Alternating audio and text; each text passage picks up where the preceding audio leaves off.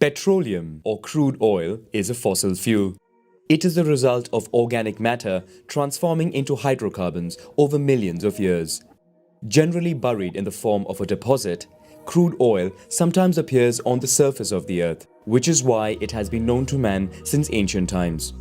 Around the world, oil was used as sealing material in construction and for medical purposes. But it is only in the middle of the 19th century that its consumption would explode. Europe and North America, in the midst of industrial revolution, have rapidly increasing energy requirements that are met mainly by coal. Interest in oil intensifies throughout the world. From the Russian Empire to Europe to North America, the first modern drilling location. In the United States, this causes a rush of black gold and the country becomes the largest oil producer in the world. Initially, distilled oil replaces the burning of whale oil in lamps. It offers a better calorific value than coal and is easier to transport than gas. Oil consumption rises in the early 20th century, especially in the field of transport, with the development of the automobile, the reconversion of ship engines, and the aviation boom during World War I. Crude oil, once extracted, is distilled in a refinery to separate the hydrocarbons as needed. The lighter molecules evaporate to the top of the distillation column, where the temperature is around 20 degrees Celsius. Liquefied petroleum gases are harvested and used, among other things, in lighters and in kitchens. Between 30 and 105 degrees Celsius, gasoline for cars is produced. Between 105 and 160 degrees Celsius, naphtha is created, used in petrochemicals in order to create plastics, synthetic textiles, drugs and cosmetics. Between 160 and 230 degrees Celsius, kerosene is obtained for aviation. Between 230 and 425 degrees Celsius, diesel is created for cars and heating oil for domestic purposes. Finally, the thick high-sulfur residue is heated to above 450 degrees Celsius to form heavy fuel oil used by ships and to obtain bitumen used for road construction and roofing. Crude oil was transported in barrels with a capacity of 42 US gallons or slightly less than 159 liters. The barrel thus became the unit for setting oil prices. More and more oil deposit discoveries are made worldwide, including in Venezuela, which becomes the second largest global producer. In the Middle East, where Britain is present, Western companies seize the new market, giving a portion of their profits to the local country through royalties. During World War II, demand for oil skyrockets and the resource becomes a major international issue. At the end of the war, the United States signs an alliance with Saudi Arabia, guaranteeing security of the country in return for privileged access to its oil. Western companies dominating oil markets contribute to nationalist movements in producing countries. In Saudi Arabia, an agreement is signed allowing the country to receive 50% of oil profits. In Iran, negotiations with the Anglo-Persian oil company fail, following which the Prime Minister nationalizes the country's oil. In response, the US and the UK secretly organize a coup to overthrow the Prime Minister. The Shah of Iran remains in power and then allows the exploitation of oil in the country by a consortium of Western companies. In the USSR, the discovery of oil fields in Western Siberia pushes the country to invest in its exploitation. Plentiful and cheap oil overtakes coal to become the primary source of energy in the world. So far, its price remains below $3 a barrel. 5 major oil-producing countries decide to unite to derive more benefits. They create OPEC, the Organization of Petroleum Exporting Countries. Together, they want to counter the dominance of Western companies, to increase oil prices, and to have a common policy. The organization would gradually be joined by new nations. In 1972, the United States reaches peak production and is forced to import oil to meet its increasing needs. As the United Kingdom withdraws from the Middle East, security in the region is provided by Iran and Saudi Arabia, which are armed by the West. After the Yom Kippur War between Israel and the Arab states of Egypt, Syria and Jordan, OPEC for the first time uses oil as a political weapon. An oil embargo is imposed on Israel's allies and production slows to inflate the price of oil. This is the first oil crisis which hits industrialized countries whose economies now depend on the black gold. Countries try to reduce their oil consumption and invest in alternatives such as nuclear and hydropower or reinvest in coal. Oil companies in turn explore the world in search of new deposits. Sources at sea, called offshore sites, are discovered and exploited, particularly in the North Sea. The Soviet Union becomes the largest producer of oil in the world, while in the United States, production increases with the exploitation of Alaskan oil. In 1979, the Iranian Revolution takes place. The Shah's regime is overthrown and replaced by an Islamic republic that sets up an anti-Western policy. Oil production in the country falls, causing the second oil crisis. Following border disputes, tensions between Iran and Iraq lead to 8 years of war. Globally, non-OPEC oil production rises and exceeds production by OPEC countries. Henceforth, supply and demand sets the price for a barrel rather than OPEC. However, for industrialized countries, the stability of the Middle East still remains a priority. Thus, when Iraq and Iran begin to target oil facilities in the Persian Gulf, hundreds of Western military vessels step in to ensure the supply of oil. At the end of the war, Iraq is weakened and indebted to Saudi Arabia and Kuwait. But having received large amounts of military equipment, the country has the most powerful army in the region.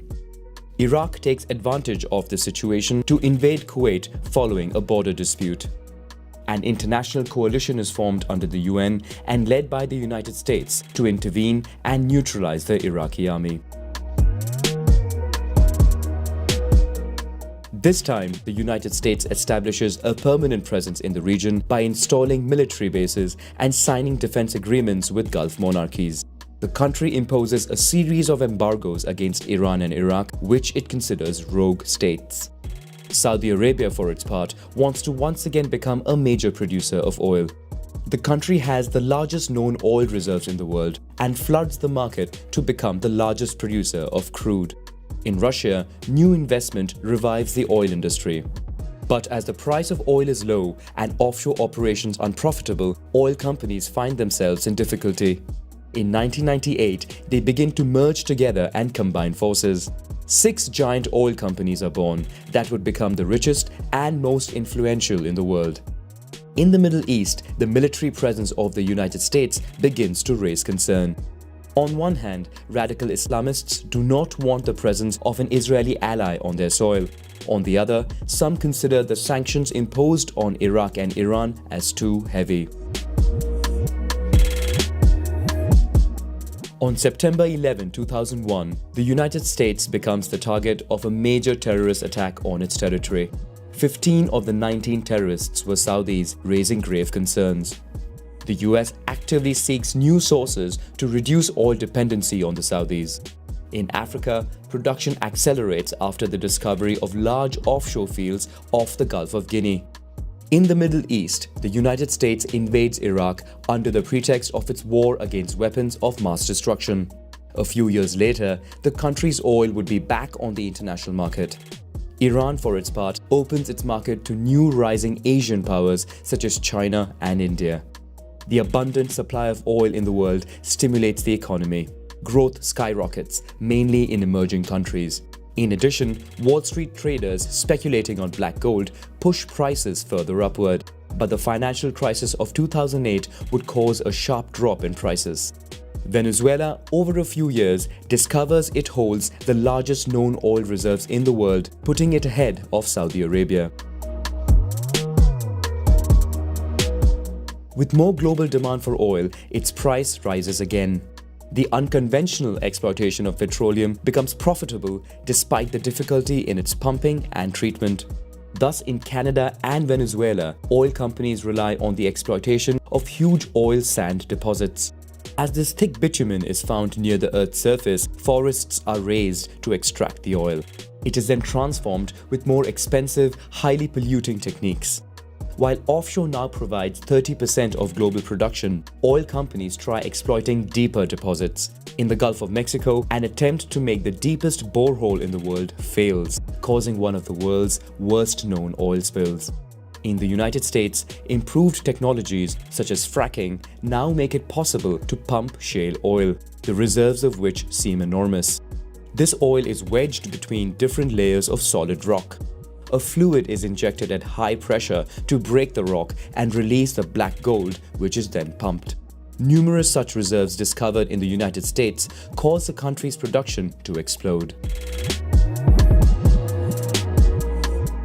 The fact that the biggest oil consumer in the world becomes a bigger producer does not please its Saudi ally.